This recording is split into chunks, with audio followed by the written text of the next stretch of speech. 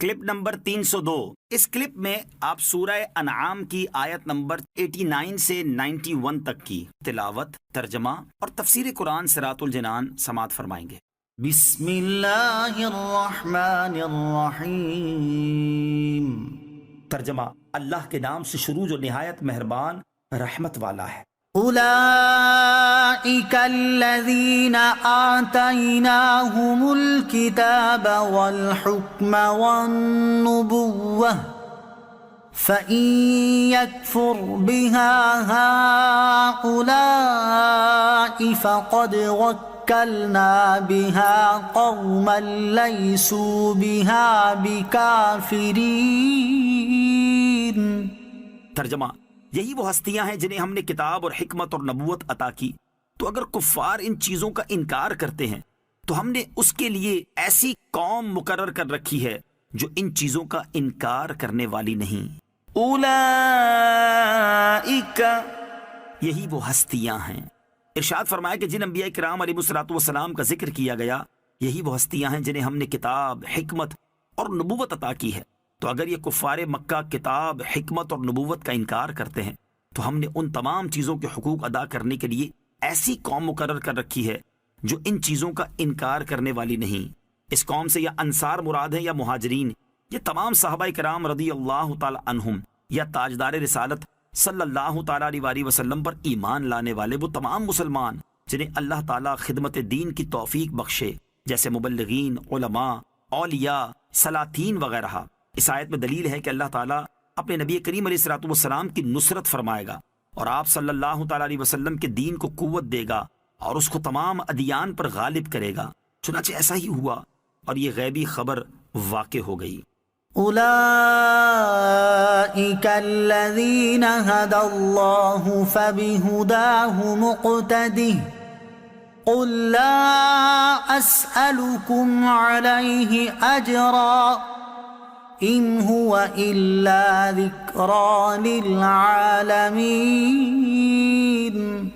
ترجمہ، یہی وہ مقدس ہستیاں ہیں جنہیں اللہ نے ہدایت کی، تو تم ان کی ہدایت کی پیروی کرو۔ تم فرماؤ میں اس پر تم سے کوئی اجرت نہیں مانگتا، یہ صرف سارے جہان والوں کے لیے نصیحت ہے۔ فَبِهُدَاهُ مُقْتَدِهِ، تو تم ان کی ہدایت کی پیروی کرو۔ جلیل القدر انبیاء کرام علیہ الصلوۃ والسلام کے تذکرے کے بعد فرمایا کہ اے حبیب صلی اللہ تعالی علیہ وسلم، آپ ان کی اس ہدایت کی اقتدا کریں۔ علماء دین نے اس ہدایت سے یہ مسئلہ ثابت کیا کہ سرکار دو عالم صلی اللہ تعالی علیہ وسلم تمام انبیاء علیہ الصلوۃ والسلام سے افضل ہیں، کیونکہ جو شرف و کمال اور خصوصیات و اوصاف جدا جدا انبیاء علیہ الصلوۃ والسلام کو عطا فرمائے گئے تھے، تاجدار رسالت صلی اللہ تعالی علیہ وسلم کے لیے سب کو جمع فرما دیا اور آپ علیہ الصلوۃ والسلام کو حکم دیا فَبِهُدَاهُ مُقْتَدِهِ۔ تو جب آپ علیہ الصلوۃ والسلام تمام انبیاء کرام علیہ الصلوۃ والسلام کے اوصاف کمالیہ کے جامع ہیں تو بے شک سب سے افضل ہوئے۔ ذکری للعالمین، سارے جہان والوں کے لیے نصیحت۔ اس آیت سے ثابت ہوا کہ ہمارے آقا و مولا صلی اللہ تعالی علیہ وسلم تمام مخلوق کی طرف مبعوث ہیں، اور آپ صلی اللہ تعالی علیہ وسلم کی دعوت تمام مخلوق کو عام ہے، اور کل جہان آپ صلی اللہ تعالی علیہ وسلم کی امت ہے۔ وما قدر اللہ حق قدره اذ قالوا ما انزل اللہ على بشر من شيء قل من انزل الكتاب الذي جاء به موسى نورا وهدى للناس تجعلونه قراطيس تبدونها وتخفون كثيرا وعلمتم ما لم تعلموا أنتم ولا آباؤكم قل الله ثم ذرهم في خوضهم يلعبون۔ ترجمہ، اور یہودیوں نے اللہ کی قدر نہ کی جیسا اس کی قدر کرنے کا حق تھا، جب انہوں نے کہا اللہ نے کسی انسان پر کوئی چیز نہیں نازل کی تم فرماؤ وہ کتاب کس نے اتاری تھی جسے موسیٰ لے کر آئے تھے؟ نور اور لوگوں کے لیے ہدایت تھی، جس کے تم نے الگ الگ کاغذ بنا لیے تھے، کچھ ظاہر کرتے ہو اور بہت کچھ چھپا لیتے ہو، اور تمہیں وہ سکھایا جاتا ہے جو نہ تم کو معلوم تھا اور نہ تمہارے باپ دادا کو۔ تم کہو اللہ، پھر انہیں ان کی بےہودگی میں کھیلتے ہوئے چھوڑ دو۔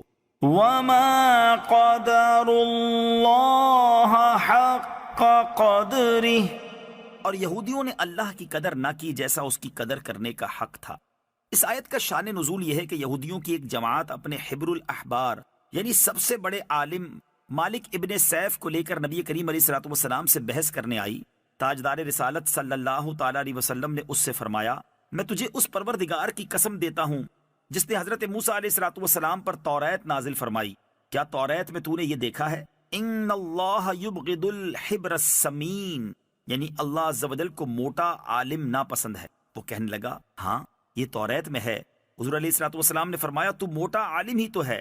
اس پر وہ غضبناک ہو کر کہنے لگا کہ اللہ عز و جل نے کسی آدمی پر کچھ نہیں اتارا۔ اس پر یہ آیت کریمہ نازل ہوئی اور اس میں فرمایا گیا وہ کتاب کس نے اتاری جو موسیٰ لائے تھے؟ تو وہ لاجواب ہو گیا اور یہودی اس پر برہم ہو گئے اور اس کو جھڑکنے لگے اور اس کو اس کے عہدے سے معزول کر دیا۔ مفتی احمد یار خان نعیمی رحمۃ اللہ تعالی علیہ فرماتے ہیں کہ خیال رہے کہ موٹے پادری سے مراد وہ پادری تھے جو حرام خوری کر کے خوب موٹے تازے ہو جاتے تھے۔